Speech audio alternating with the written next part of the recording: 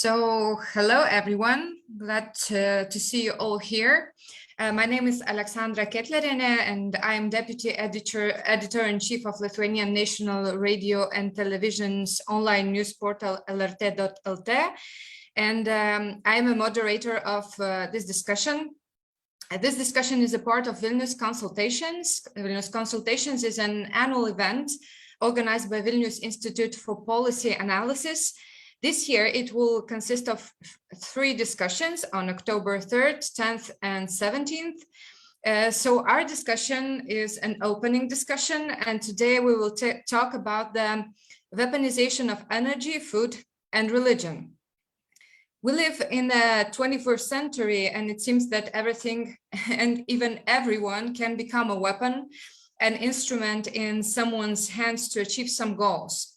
So are we facing a future of permanent war, as Mark Galeotti suggests in his new book, The Weaponization of Everything? War by bullets is being supplemented or even replaced by war which weaponizes trade, supply chains, disinformation, culture, religion, and even crime. What do we need to know to understand the changing nature of conflict and not fall victim to hybrid aggression? So today we will talk about all of that and more with our panelists. So let me introduce them. First is Agnija Grigas, political analyst, senior fellow at the Atlantic Council, author of the books The New Geopolitics of Natural Gas, Beyond Crimea, The New Russian Empire, and the Politics of Energy and Memory Between the Baltic States and Russia. Hello, Agnija. It's a pleasure to be here. I'm not sure, do we have Aivaras already? Yes, we have Aivaras Abramavičius, chairman of Agro Region Ukrainian Corporate Governance Academy and former Minister of Economic Development and Trade of Ukraine. Hello. Good afternoon.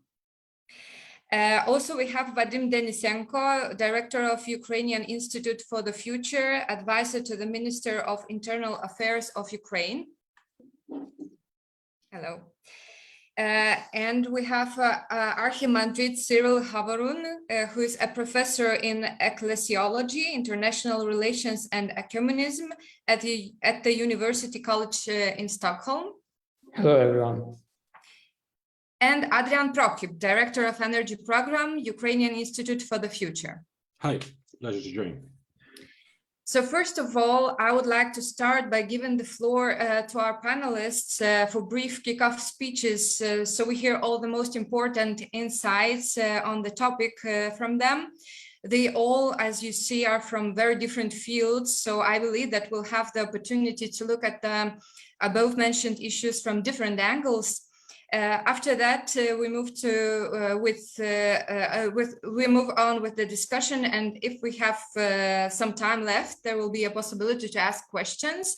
You can do that in our Q&A section and also under the live video on Facebook. So I encourage you to do that. And so without waiting, I would like to give the floor for our first panelist, and I would like to ask Agnija Grigas to begin our discussion.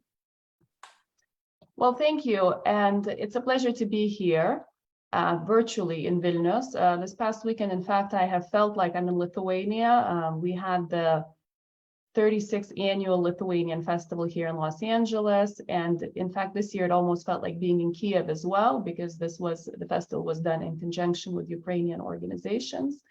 So again, a real pleasure.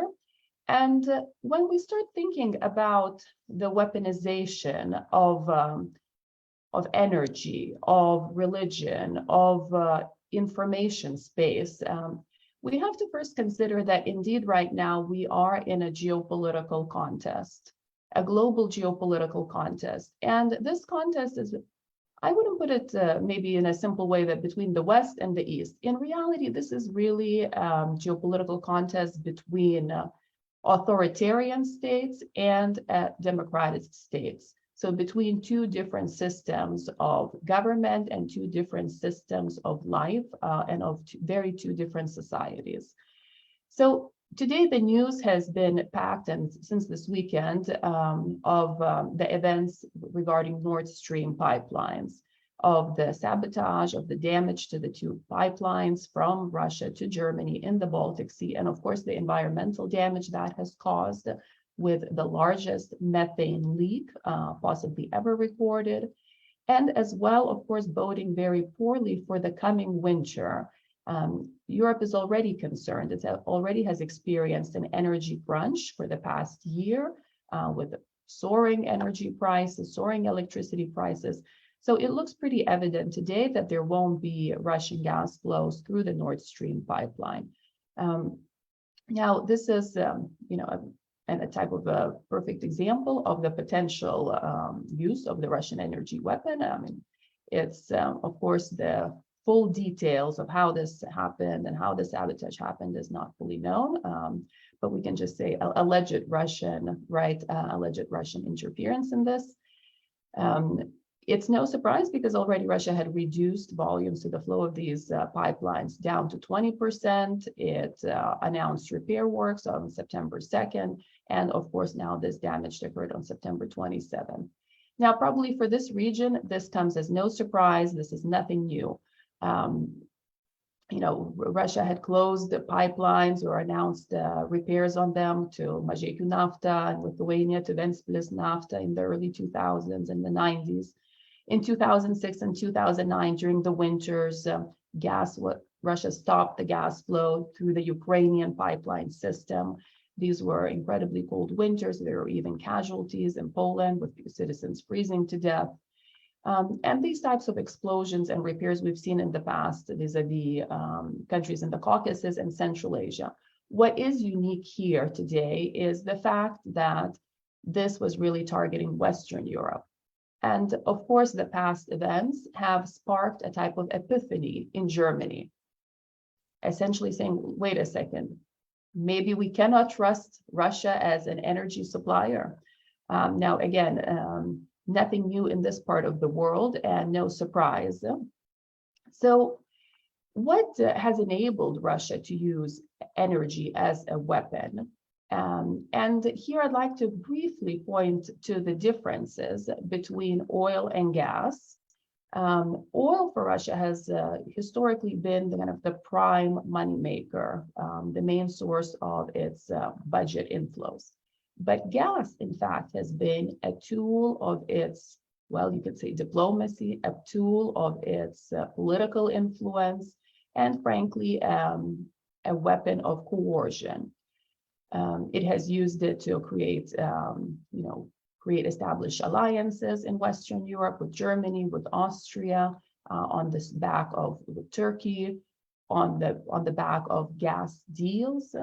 It has also used this to establish close relationships with key European politicians, such as, Gerhard Schroeder comes to mind. I mean, he set a whole precedent for a number of Western European politicians who ended up joining Russian state-owned energy companies. But what is unique here, because I don't want to make my opening remarks too long, but I would like to raise the possibility that, the use of the energy weapon, it's almost similar when, its effectiveness lies in not using it. But once you have used it, once you have crossed that line, I think it makes the energy weapon in many regards ineffective. Because essentially Russia has demonstrated itself as an unreliable energy supplier to, well, certainly already Eastern Europeans, to Western Europeans, and frankly, across the world. So I think by actually using and exercising this energy weapon, Russia has closed a number of doors to itself for the future. I'll leave my remarks here and I look forward to the discussion. Thank you very much, Agnia. So let's move to Andrian, who is an expert in energy too, and maybe you could tell us a little bit more about the situation on the ground in Ukraine and how this weapon is being used in today's war. So Adrian, please. Thank you so much. So today we're talking about weaponization of energy and using energy weapon. I have a favorite quotation for such discussions, which actually is 50 years old, which means that the issue of energy weaponization isn't new, and we haven't learned enough from this. In 1976, US Army General and later diplomat Maxwell Taylor, in his article in Foreign Affairs magazine, which actually was a response to energy crisis of 1973-74, so he wrote about the danger of energy weapon used by some states, and Kremlin in particular. And he was writing about the threat of manipulation with cheap and expensive energies, which can undermine NATO's capacity to withstand communism, which can undermine competitiveness of Western economies and the whole world.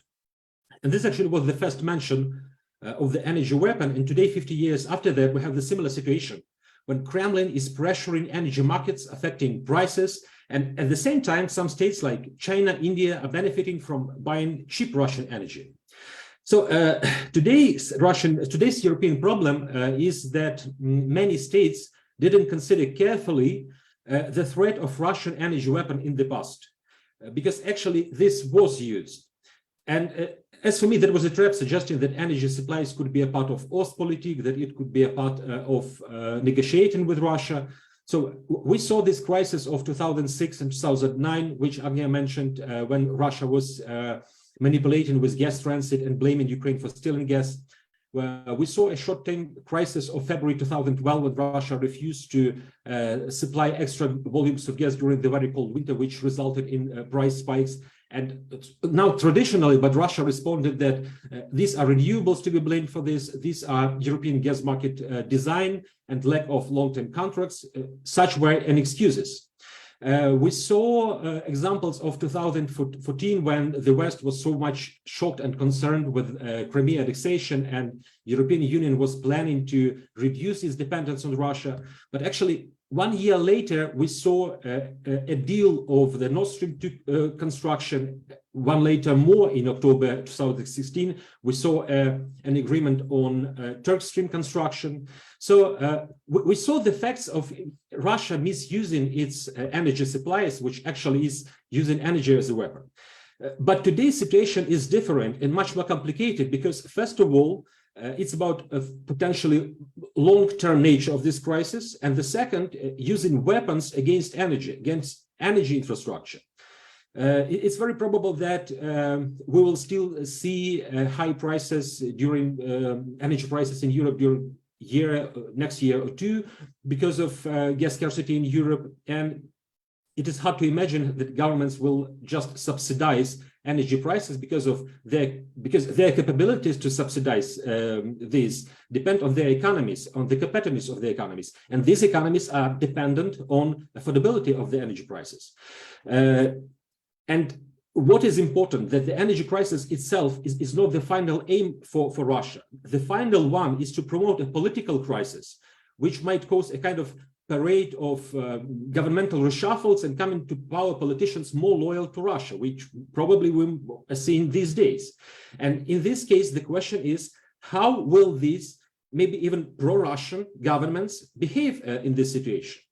Another problem, serious problem, that what we see not only using energy as a weapon, but using weapons against energy infrastructure.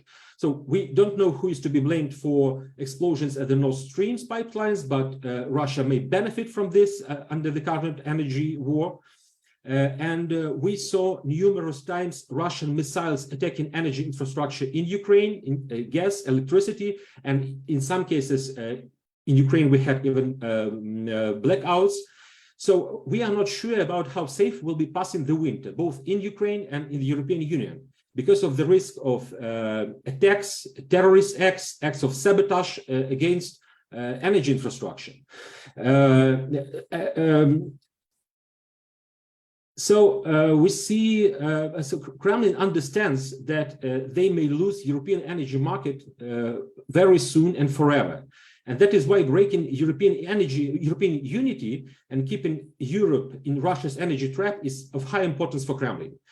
Otherwise, all they did up to this day will have no result, and this will mean a complete defeat for Russia.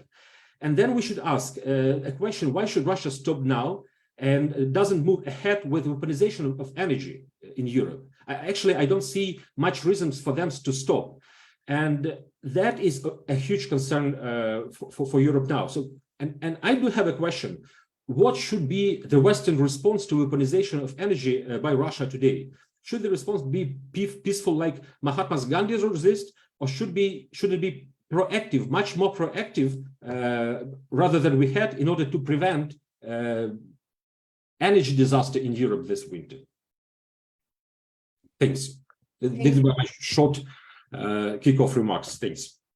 Thank you, Andrian. I think that we'll go back to energy a little bit later, because you asked some questions, and I even heard that you disagree with Agnia on the question about, she said that when you use the energy as a weapon once, you lose that weapon. But you say that you don't see the possibility of Russia to stopping now. So I think that we will have a possibility to discuss this question a little bit more.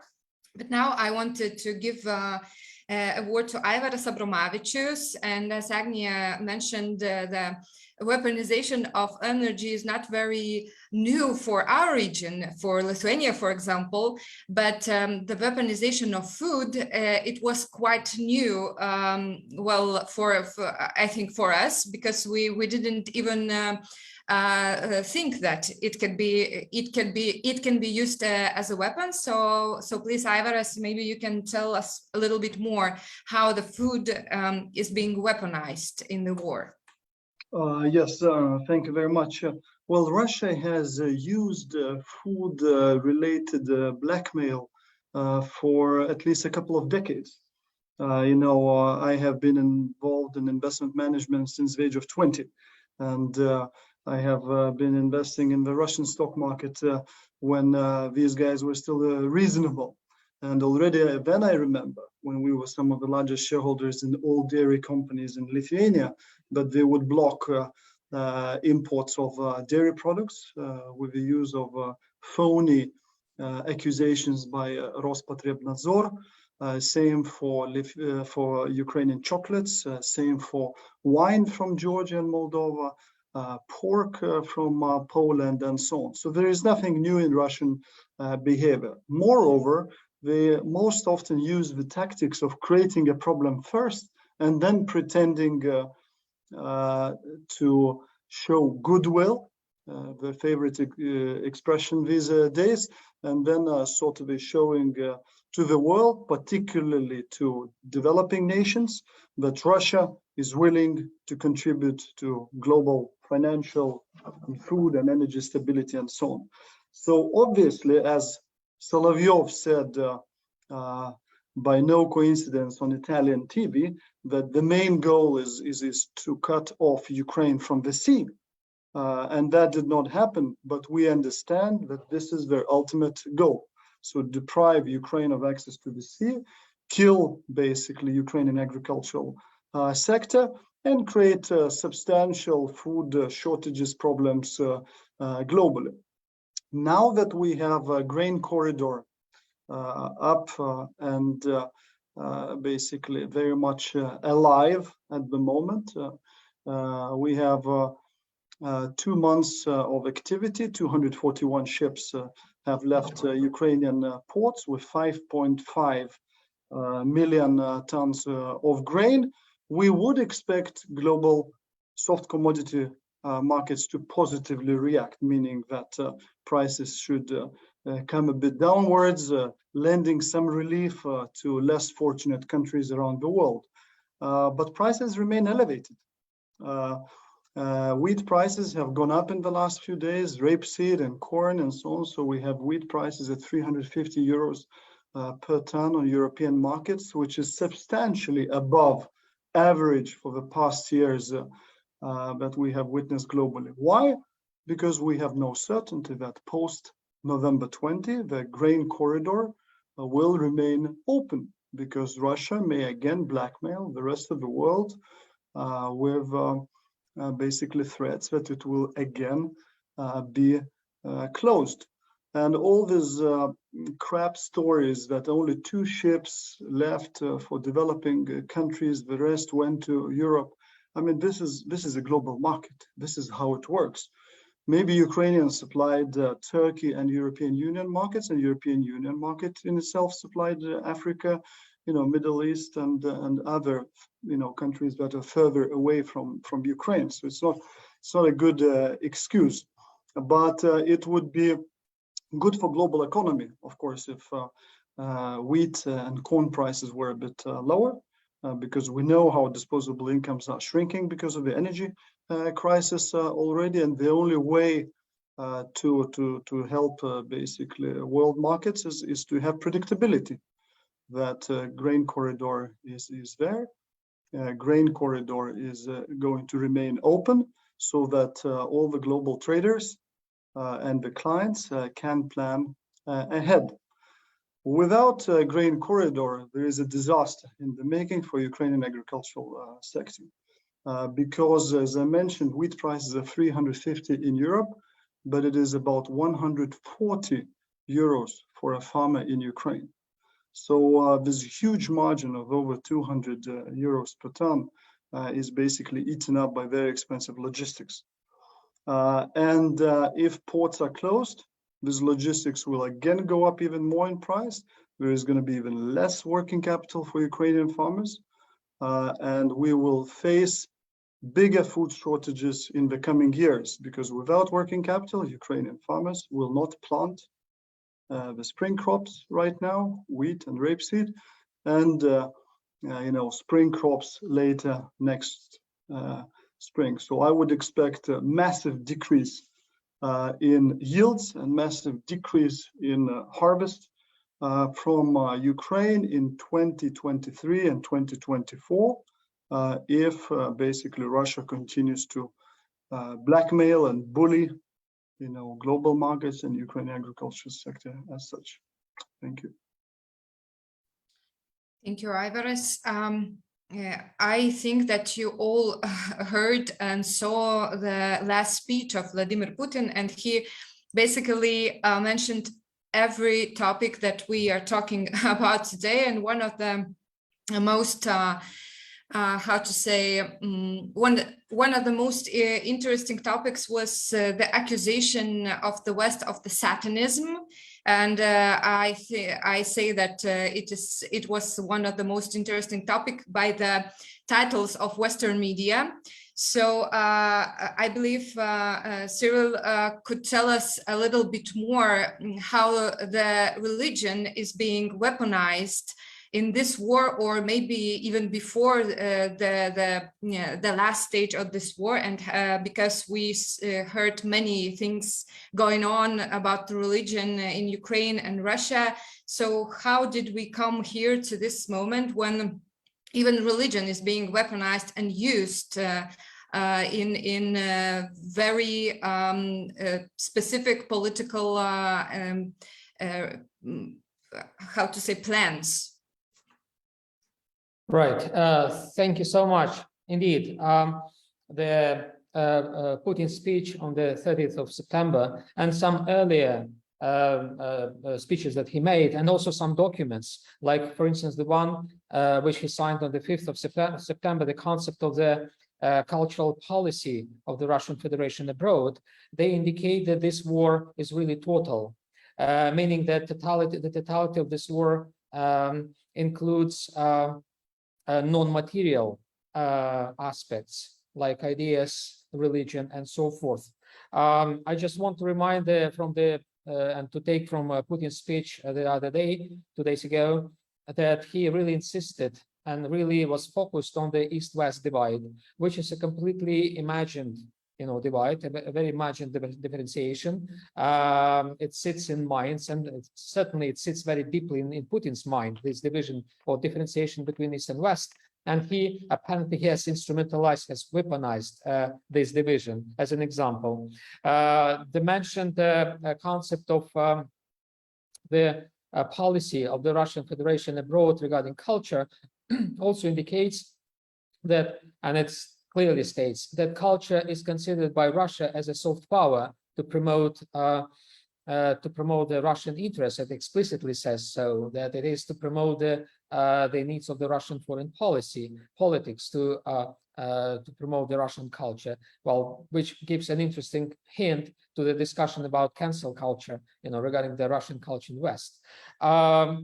Also, well, the entire demeanor of Putin's rhetoric during the last months is essentially about identity. And what we are dealing with is a weaponization of identities. I would say that well, the weaponization of identity is probably the core of the entire enterprise, at least in justifying the war, the enterprise of this war. And religion. Yes, Putin mentioned the other day the four main, what they call the traditional religions, Orthodoxy, Islam, Judaism, and Buddhism, as something to protect, as bearers, as the providers of the traditional, the so-called traditional values, which is another instrument that has been weaponized by Putin. So we're dealing really with a very complex system of ideas and beliefs, and all of them have been recruited, just like all Russians received notifications for recruitment. So all aspects of humanitarian life have been recruited for this war. Well, it's not really, again, it's not a new thing, as it has been indicated by other speakers, that nothing is new under the moon when it comes to Russia. So this weaponization of ideas and religions is not a new thing. And of course, it goes back to the early years of Putin, and it goes even further back to the Soviet period, when even though the Soviet state was officially atheist, the only established religion of the Soviet state was actually atheism and secularism. Still, religion was weaponized because the church was allowed to breathe as long as it was allowed to, as it functioned as the extender of hands of the Soviet regime and government abroad. And I don't need to say about the Russian Empire, when religion constituted the essential part, a pillar of the Russian imperialism and empire. So very briefly, why this weaponization is important. Historically, religion was weaponized to boost legitimacy when other instruments of legitimization of authority did not work. When there were no elections, were no laws to secure legitimacy, not just legality, but also legitimacy, meaning acceptance by people for the political rulers. It seems that Putin faces the deficiency of legitimacy for himself. He tried to boost this legitimacy in different ways, like through the annexations, through different populist steps that he made. But so far, one of the most effective instruments of legitimization for him is through the quasi-sacralization of his power, through using religion and the church. So that's kind of the main rationale behind the weaponization of religion, the need for legitimacy against the backdrop of lacking other instrument of legitimization, like legitimate elections and the legitimate instruments, legal instruments of succession in power. Thank you. Thank you very much, Cyril. I think that one of the most important things that we saw after the war started, and maybe you will not agree with me, but how powerful weapon can propaganda be? I think that we knew that propaganda can be very powerful, but that it can do such a big harm to the society. It was really surprised because, for example, in Lithuania, we had some channels, Russian propaganda channels, and they were banned just only after the war started. So before that, no one reacted to that. So maybe Vadim could tell us more about how information is being used as a weapon. I believe that now everybody sees that it is one of the most powerful weapons in war, and a little bit more about damage to civil infrastructure. So Vadim, please. Thank you very much.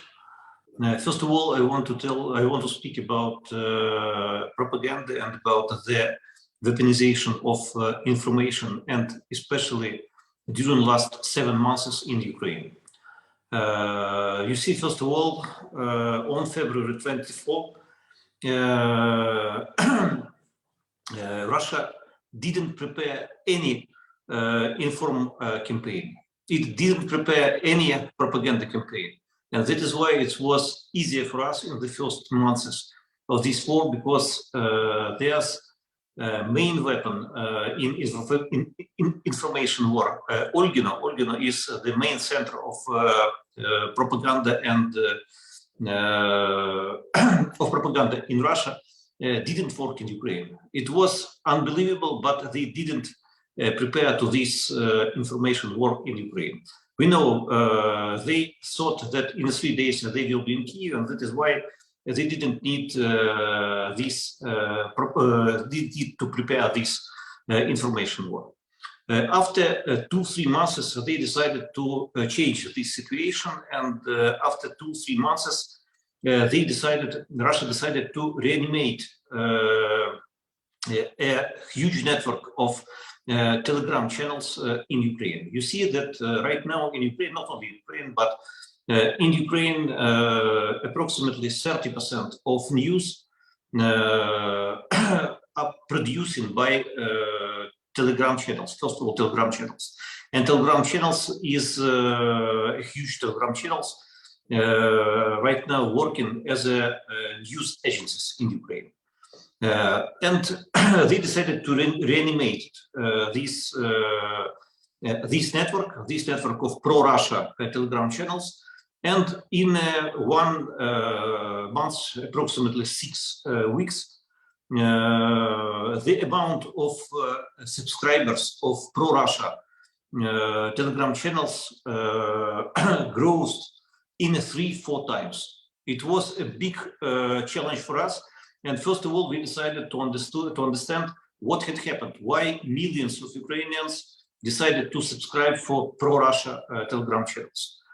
And it was, we were very surprised when we understood that these millions are not Ukrainians. These millions are Indians, from Pakistan, from India. It was very good for us because the managers of these pro-Russia Telegram channels decided to spoil money and to give Russia propaganda, anti-Ukrainian Russia propaganda for Indians and other citizens of Asia. Right now, they decided to change again. They decided to change their strategy, and right now they try to buy the main Telegram channels in Ukraine and to buy the main YouTube channels in Ukraine. We tried to block some YouTube channels. They didn't buy, right now, they didn't buy any huge Telegram channel in Ukraine. And that is why I think that right now, during these 7 months of this war, in general, we won the battle in information field. But I want to speak not only about Ukraine, I want to speak about Russia too. You see that it's another situation as it was in the Cold War. In the Cold War, we haven't any tools for propaganda in Russia. It was only Radio Svoboda or BBC. Right now we have Telegram channels and we have YouTube. As for me, it's the huge possibility for us to make an informational war in Russia and in Russia fields.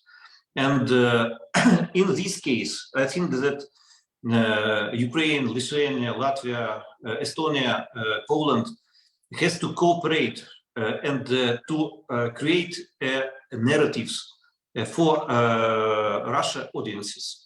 And we have to start a cooperation in this informational war in Russia fields and in Russia territory. Thank you. Thank you, Vadim, very much. Thank you for all the your insights. So what I heard in all of your kickoff speeches, one very important thing that these things that we are talking about today are not new. In energy, in food, in religion, in information. So if they are not new, why does the how to say Western world react so slowly? For example, if we take Nord Stream, I believe that the Germany heard many times that this is the political weapon. You should not do that, but they still did that. So how do you think, where is that point where we don't understand each other, that when the East and the West cannot just talk with each other and understand? Maybe Agnia, you see that point, why Eastern Europe, which knows Russia good, knows all the weapons, is trying to talk with Western Europe, and Western Europe is saying like, no, we think that this is just business. Certainly, I think it's this is a result of two factors. First, because in a lot of what we've all also discussed and the comments we heard from the panels, Russia, when it enacts these, frankly, these are tools of war. But when it proceeds with this, it tries to stay in the shadows. It tries to stay in the gray zone without officially announcing it. And, you know, this is the perfect example now with the Nord Stream pipeline. So it's sabotage. It's like a false flag operation. We don't know 100% who did it, though we can all suspect, right? And this versus if this would have been an outright act of war by Russia, announced and declared. So this is one of the reasons that, you know, always we have these elements of doubt or shadows and so on. But another element is that until either countries or even, I would say, political leaders experience that directly themselves, they tend to think that this is a set of some sort of unique circumstances.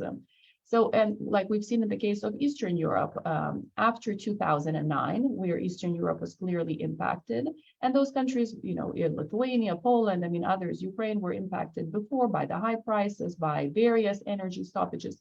Well, they built LNG import terminals. If we look at Germany, this is one of the greatest paradox for me if you look at European energy markets, because Germany is Gazprom's largest client in terms of volumes purchased of gas. And Germany didn't have any LNG import terminals up until now. They still lived with the philosophy of Ostpolitik, where the belief was that, you know, if we're nice to Russia, Russia is going to be nice to us. And essentially, you know, we'll buy their gas and we'll cooperate, and maybe we'll even change Russia itself in the future. So clearly this idea, which went back to the Cold War era for Germany, I mean, only now it burst like a bubble. But because Germany now experienced this firsthand with the closures of supplies and so on with Nord Stream. Now Germany is saying it will build this winter 2 small-scale LNG import terminals, and next year it will build 2 more. But, you know, already the damage has been done, and Germany will be in a very difficult situation this winter, like the rest of Europe. So I think this is one of the main reasons.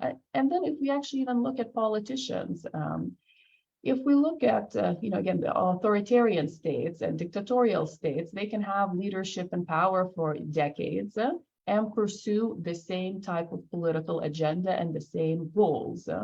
Versus in the West or in democratic states, we have cycles of new governments, new political parties, with politicians hoping that they will, you know, either improve relations with Russia or, you know, be able to start something anew. And I can even give, you know, this as the United States as also an example from, you know, almost every new president coming in, believing that they somehow will improve relations with Russia, from, you know, George Bush saying, you know, the famous quote, he looked into Putin's eyes and, you know, whatever he saw there, but he saw something positive, apparently, where he could cooperate with under Obama, Secretary Clinton having the reset button, again, hoping that they could restart somehow relations with Russia.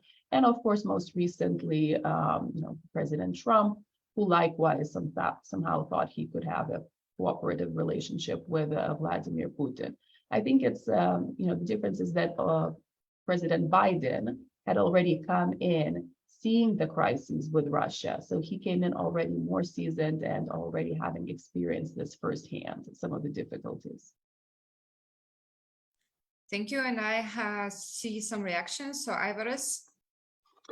Yeah, it's a very interesting question, and I first also wanted to reflect on what Vadim said. I'm watching Russian TV quite regularly to get a sense of what these guys are talking about.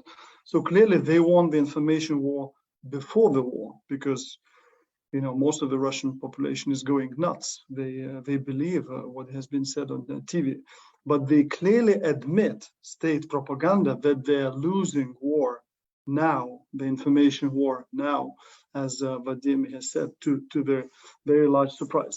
When it comes to why West has been behaving the way it has, I have several explanations. I have been speaking to people why Italian fashion companies are still in Russia, why some other Western French companies are still in Russia. And, the explanation is obviously selfishness. Like Hungarians, okay, while others will buy energy sources expensively, we will be the smart asses and we'll do a deal and we'll buy them cheaply. Second explanation is that most of the Western countries have been doing business in less developed, completely undemocratic countries for centuries. And they look at Russia and we say, okay, these are white, fairly civilized people, doing some nasty things here and there, but we have been in Africa, in Nigeria. Try to do business in Nigeria, so to say.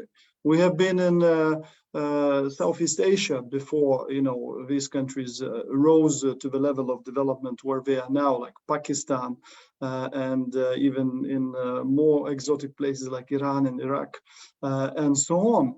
All the multinational companies are doing business there. I have been personally at Nestle factory in Nigeria, just outside, Nairobi, Lagos, and so on. And they were operating as if there is nothing wrong with any type of regime in that particular country, or human rights, or kidnappings of these Christian girls, or whatever. So I think they really have not worked in the last few years on their ESG strategy, so to say. So some people, they focus on environment and social responsibility and governance, but they obviously forget this addition to ESG of the war element, of a nuclear blackmail and other things. So, and the West has always been pragmatic. There was this famous story about Nike sneakers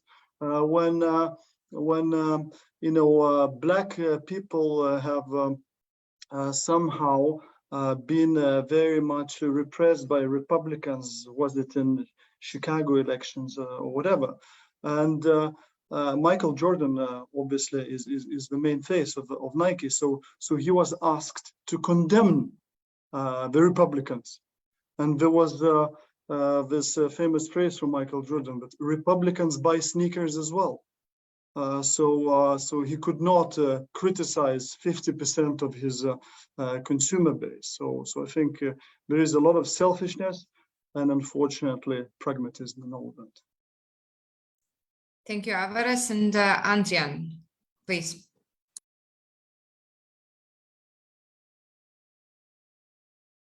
Okay, I don't hear Andrian. Yeah, sorry. Oh, okay. Just a few remarks to add what Agnia said and Aivaras. So how Russia managed to save such a dominant role in its energy. First of all, it's about that Russia managed to push financial interest for other states in Europe, demonstrating how beneficial will be this cooperation with Russia. So in case of Germany, sure, that is about some sentiments. It is about also some perception of energy security, because for decades in Germany, energy security wasn't something treated as national security issue, but just a pure economics. And besides, Germany was realizing its benefits, both political and economic benefits, in the case of having both Nord Stream operating, because Germany would become the biggest importer of natural gas from Russia and the biggest transit state and making revenues. And just remember the story when the South Stream pipeline was banned in December 2014. At that moment, actually, Germany was supporting the idea of banning and canceling the South Stream, because actually Germany wasn't benefiting from the South Stream. And when just 1.5 years after that, there was talk about the Nord Stream 2, then Germany was promoting the idea of the Nord Stream 2 pipeline.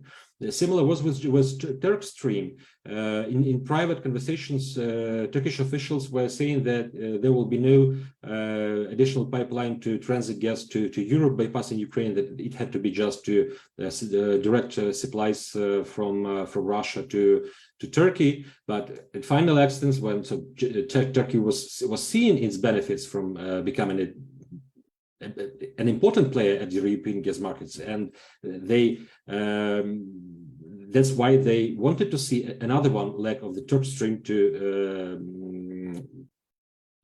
sell gas to the European Union states. So I think that Russia managed to push to demonstrate how other countries may benefit from this collaboration. And important thing is that Europe wouldn't see this energy crisis in the case if Europe didn't support Ukraine in the war, and B, if Europe launched the Nord Stream 2. In this case, Europe would continue receiving pretty cheap energies. Yeah, thanks. Yes, I see that Agnia wants to react.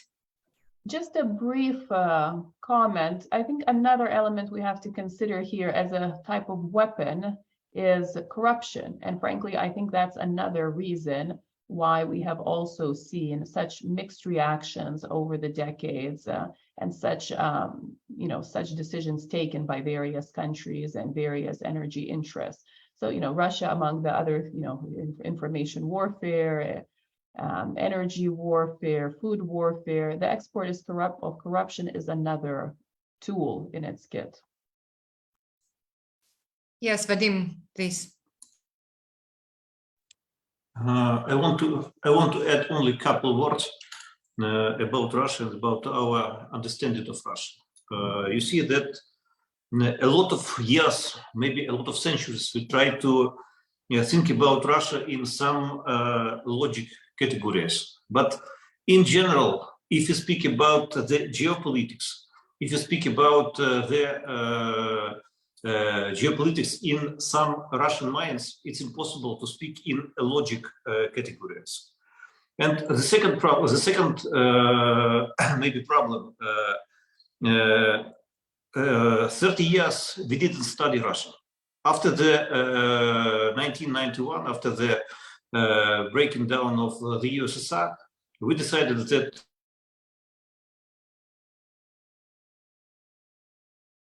the history is end to study Russia. If you study Russia and we try to understand what is Ruski Mir and how Ruski Mir is working, I want to give you only one quote. The quote, one of the main ideologies of Ruski Mir, Prokhanov. When the journalist asked him, what is Ruski Mir? He told, Ruski Mir is everything. And if you want to understand why Russia do something or don't do something, we have to remember this quote, Ruski Mir is everything. Thank you. Thank you, Vadim. I would like to encourage our viewers to ask questions if you have some. And I would like to ask a question. I have a question for Cyril. Maybe it's more philosophical one. But Agnia mentioned that many leaders of the Western world, they try to, well, change somehow Russia.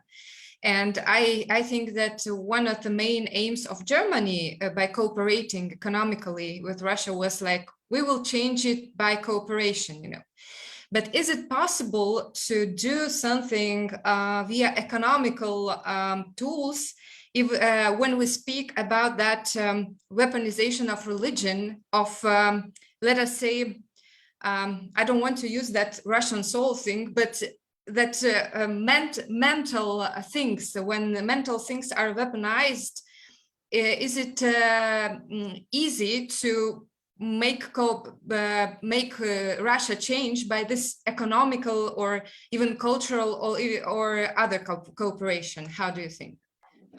Right. Thank you for this question.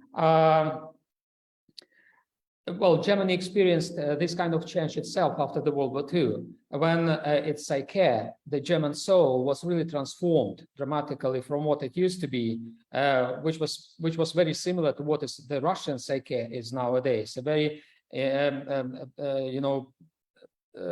proud, very confident in itself, confident about its mission, global mission in the world, and then the results were the results of the World War II, and then the German psyche was treated actually intellectually by ideas and then messages, narratives from the West, and treated in a very successful way. So Germany probably hoped that it would do the same to the Russian psyche, rather naively, of course. And of course, one has to take into consideration the strength of the modern German philosophy, which has become global, the Habermasian approach through of the active communication. So if you, essentially the point of this, this philosophy, be boiled down, is like this: if you get engaged with someone into a conversation, this will change your conversant, your interlocutor. And Germany, I think, again, somehow naively based its policies on this Habermasian approach, and they didn't work. I believe that if in case of Russia, just defeating Russia in the battlefields, just disabling Russia economically will not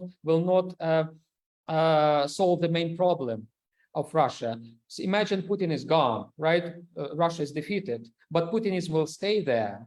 Those ideas that underpin this war will not disappear, will not evaporate. So the ideas need to be tackled, need to be dealt with. And the formula of this war, just want to remind, the formula of this war is guns plus ideas. So if guns are gone, ideas stay.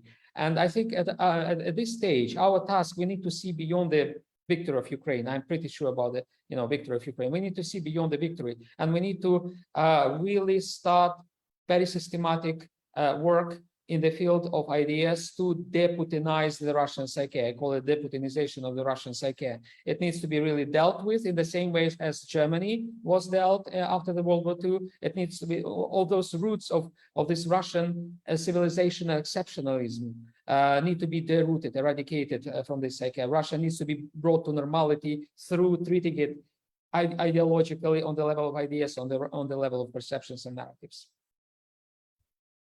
You mentioned the need to speak, and I think that after the war started, many people experienced in their everyday lives, when they had some family in Russia, or even Russians, for example, in Lithuania, and you tried to speak with them, those people who are watching Russian propaganda, and you realize just that this is the different worlds, and you cannot speak with those people anymore, because they are operating in other mental world, if I can put it like that. So at the beginning of the discussion, Andrian asked the question, what should be the Western response for that weaponization of everything? And how do we respond? How do we prepare if we say that everything is not new, and some countries experienced it before, and Ukraine is experiencing it right now? So what can we do in the future, we as a Western world, I mean, for that those let us say those that weaponization is not being repeated in energy, food, religion, or other fields? Maybe you have some ideas. Better cooperation. One of the idea was from Vadim in informational war. the cooperation of Baltic states, Poland, and Ukraine. And I think that we are at some level we are doing it already. We are already doing it. So maybe our countries can cooperate a little bit more in other fields. So I don't know, maybe someone has some thoughts, or I just ask Agnia. It's indeed nothing is new, and I would also further go back. This goes back beyond Putin. This goes back to even Russia in the 90s, though it was much weaker and under different leadership. It goes back really to the Soviet era, and it goes back to the Russian Empire. So a lot of how, let's say, Putin's Russia today defines its interest in itself has such deep roots. And again, this different worldview. But that's why actually I think in this conflict, for me, too often I hear, I come from political science, in terms of my education and training. So too many policymakers or political scientists often get Russia wrong. But it is the historians or the ones that look, 300 years back that have a much deeper understanding of Russia. And well, that's why I would suggest generally that we look back, not just 10 years, 5 years, 20 years, but even much further. In terms of what we can do, my belief really is that it's very important for democratic societies and democratic publics worldwide to really wake up to the fact, again, as I started my comments, that we are in a geopolitical contest between democratic states and authoritarian states. And this goes beyond Russia, frankly. I mean, this is a global competition today. And I think if, as democratic societies, we want to survive and thrive in the future, then we really need a kind of a total reassessment and total approach. How are we going to stay resilient? How we're going to essentially survive this? So these are maybe not quite specific, because I think frankly, this war, this conflict goes beyond, certain geographic locations or some, specifics and pipelines or food or so on. Do you think, Agnia, that Western leaders understand that this is the war between, let us say, not war, maybe battle between democracies and autocracies? I think there is understanding, at the top levels, but I think, again, as democratic societies and governments, we're structured differently. Our elected leaders must respond to the public's aims and goals in a shorter span. We have cycles of 5 years, 4 years. And authoritarian states can think, in decades and have even a longer perspective. So that's why, in some ways, we are mismatched for this competition. And I think democratic states are stronger in many regards, but on the other hand, we are fragile in some ways. We're more open societies. Again, we have to operate on a shorter time frame in terms of our vision and our policies than authoritarian states. Thank you. So Aivaras, please. So this weaponization of Russia of energy, it started before February 24. Prices went up. That is causing global inflation. Global inflation is causing rates increase. Rates increases causing a possible recession, and all of that is causing massive financial losses for the global financial system. As of now, from the start of 2022, combined losses on stock and bond markets globally is $37 trillion. 2007-2008 crisis, which was horrible, combined losses were $14 trillion.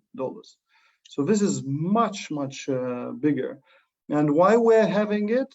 Because a bunch of, among other things, Western politicians did not basically see a few steps ahead. So by basically appeasing Russia and trying to extract some short-term gains, they did not realize in what type of sort of a trouble of gigantic proportions they're getting themselves and the rest of the world into. So in order to avoid similar disaster in the future, with Russian help, the rest of the world will build alternative sources of energy, will be massive investment in everything, and there is going to be also demand destruction. I mean, you don't need to look much further than Ukraine, even agricultural sector. We no longer use gas in the same proportion as we did before. Everyone, including our own farm, is buying equipment produced in Ukraine, which uses sunflower pellets instead of gas to dry corn. And this is just one example of how demand destruction for gas and oil is going to basically unfold globally. So by investing in energy and obviously in new generation weapons on a large scale, you will also basically shoot Russia to where it hurts the most, which is its economy. So you need to look at very sensitive areas of Russian economy and make sure you push, where it hurts the most, with the long-term goal, not repeating what was in the early 90s. Let's not, humiliate Russia. Let's not do whatever. You need to push until they really fold and they become nice again, because we all remember some nice Russians when they were fairly poor compared to where they are now. They were nice, they loved Lithuanians, they loved Slovenians, they loved Ukrainians and so on. But once they became rich, they started to spend endless amounts of money on buying foreign politicians, on buying propaganda, jailing local activists. I mean, they became nasty, as perhaps as they truly are. Thank you. Sorry, Andrian, please. Yeah, I think just 2 points. The first, to add what Agnia said about this battle with between democracy and tyranny. There is also one bad thing, which is the populism, which may badly affect on democracy. And this era of high energy, extra high energy prices, it's a very bad soil for growing populistic behaviors in democracies.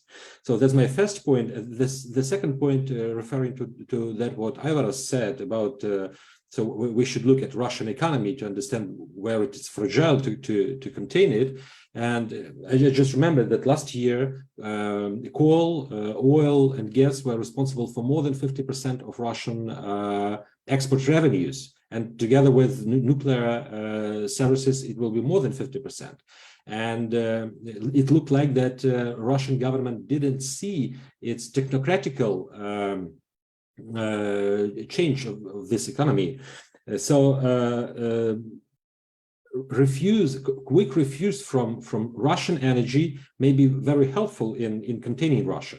And sure, Russia was seen to be an important player in European energy transition in exporting renewable gases, hydrogen, but very probable that because of all these recent events, European Union will be eager to see Russia as a big player in European energy transition. And even if I'm not wrong, 2 weeks ago, Vladimir Putin has canceled some of these national programs, hydrogen programs. So they don't want to first spend money for this, and the second they realize that that is not priority because they may not be a part of European energy transition.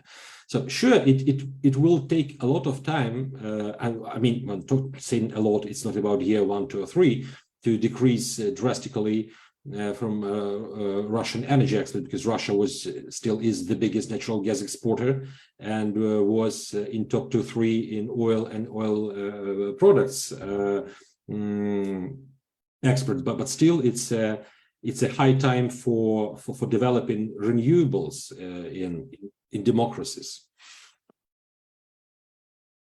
Yeah, thank you. I think Andrian mentioned a little bit earlier And I like that thought that the high energy prices are not the final aim. The final aim is to, well, make a big dissatisfaction in societies, and maybe even weaponization of food has a very similar aim, that people would be dissatisfied, their life is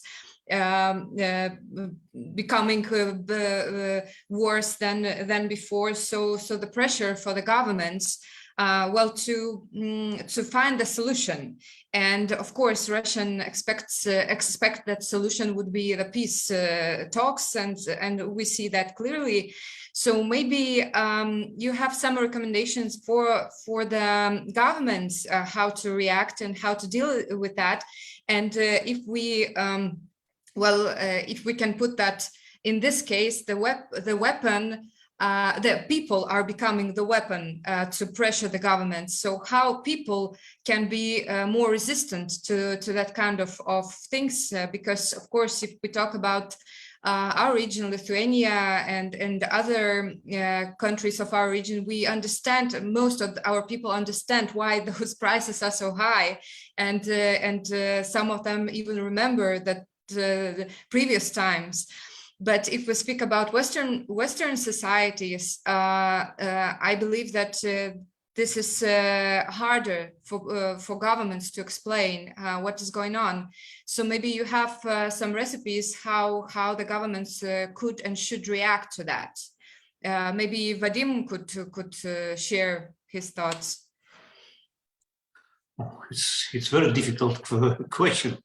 And there isn't any simple answer for these questions.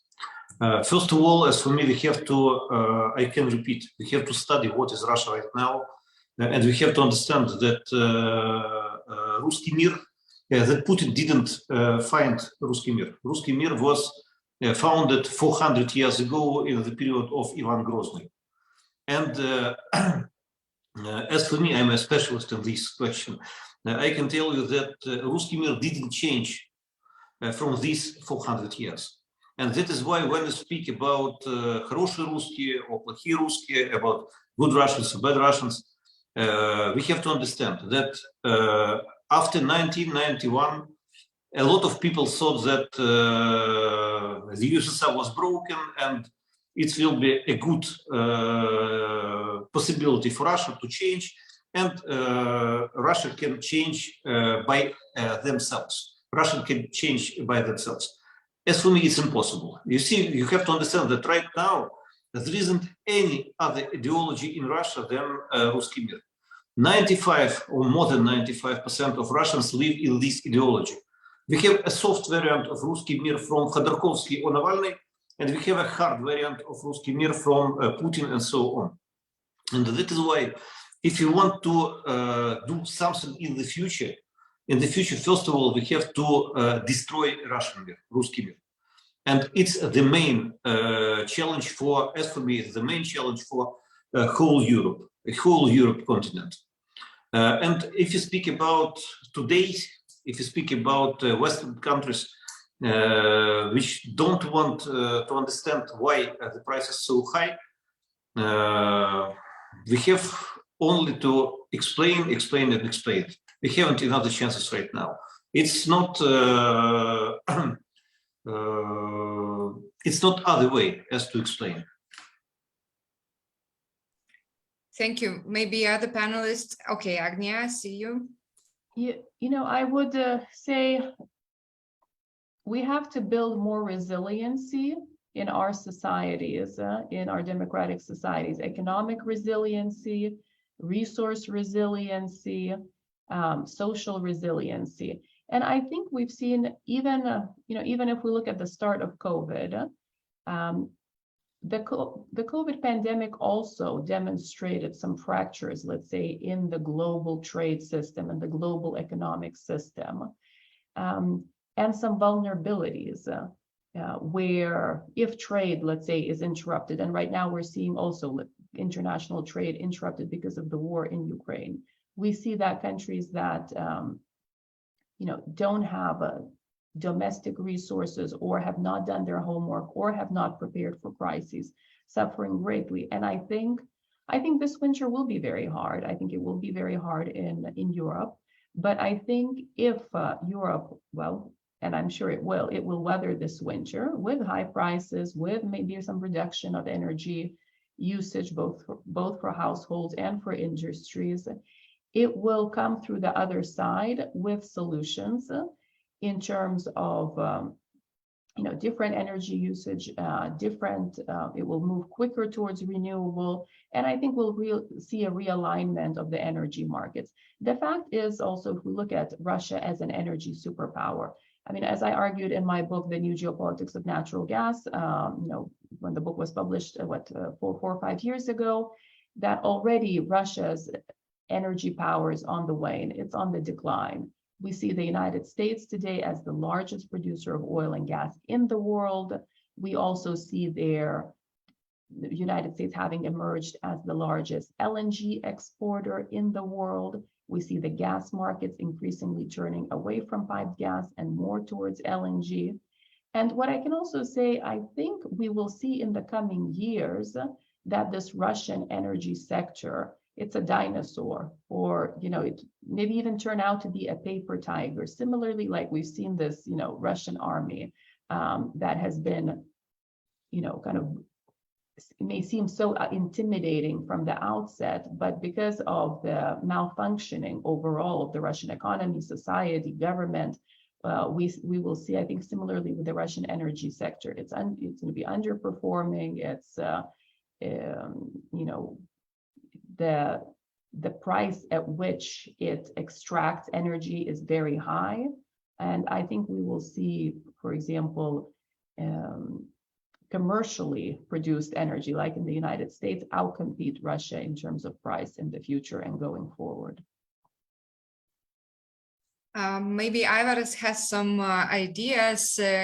You told us about the idea how to deal with Russia, to undermining economy and targeting, but what to do, what can we do in Europe? And you mentioned somebody, I don't remember who, but you mentioned corruption. And this is a real big problem that businesses, even journalists who are working for Russia. So how we can fight with this hybrid threat in our societies, not only talking about Russia, but our societies too.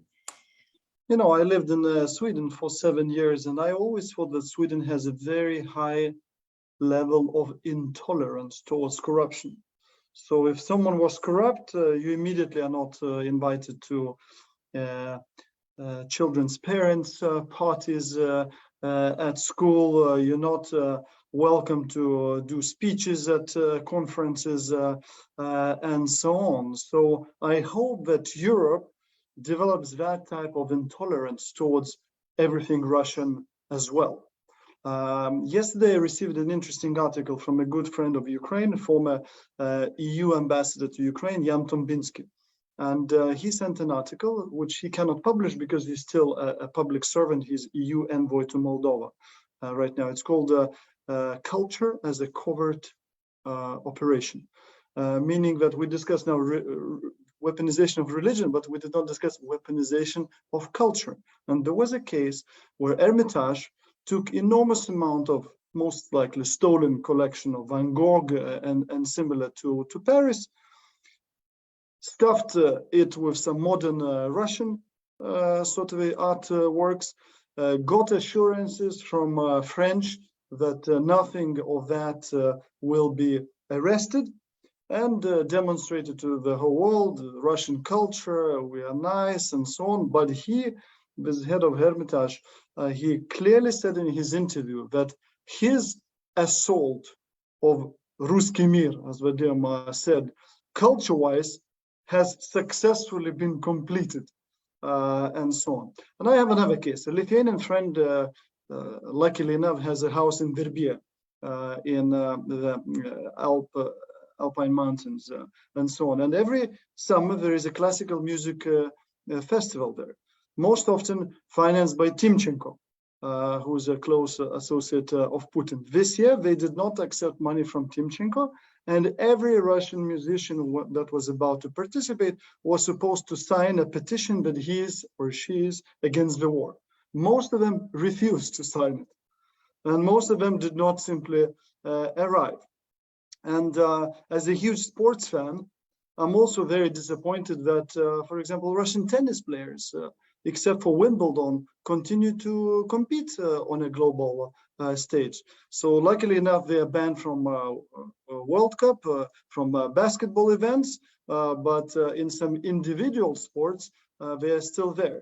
So I hope that they will be isolated by Europe and other countries globally, culture-wise, and sports-wise, and so on. Because Putin, remember Olympic Games, remember World Cup, he used all of those events to build this Ruski Mir, and that we are on the top. We are laughing at everyone, all these FIFA officials that are corrupt and took our money, and Formula One guys, and so on. So that needs to be stopped, and they need to feel isolated in those areas as well. I believe that the weaponization of culture would be a separate panel for 2 or 3 hours, because you had big discussions in Lithuania too, whether we can separate culture and politics, and it's like going on for many years, I think. So Andrian asked the question at the beginning of the discussion: what should the response from the Western countries should be? And I would like to ask you to finalize this discussion. Maybe you found some answers, or maybe you can you have your own answer for that question. Well, I don't have specific steps proposed, but the only understanding I do have that the unity of the whole West should be saved in containing Russia. Because what Russia was doing in recent decades, she was trying to split. So she was trying to split the European Union when talking about energy supplies, and Russia tries to split the West, and actually not only the West, but many other countries from other regions, in their attempts to support Ukraine and to withstand Russian aggression. So, and the key thing here is so that everyone remembered that Russia is trying to spread evil, and the key target for the whole world is to remember that we should save the unity. Because I remember, I don't remember who said this, but some person was telling the story of his friends in Europe, arguing about rising fuel prices at the fueling station, and his response was, it's better to pay higher price for fuel rather than to pay with the lives of your citizens.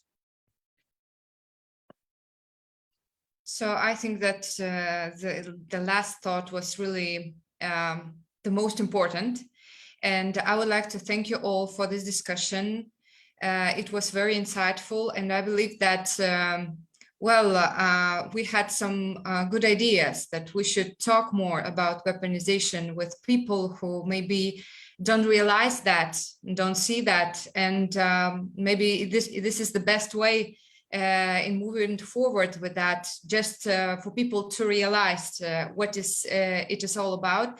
And as Andrian said, we better will pay more than have a war in our countries. So thank you very much again.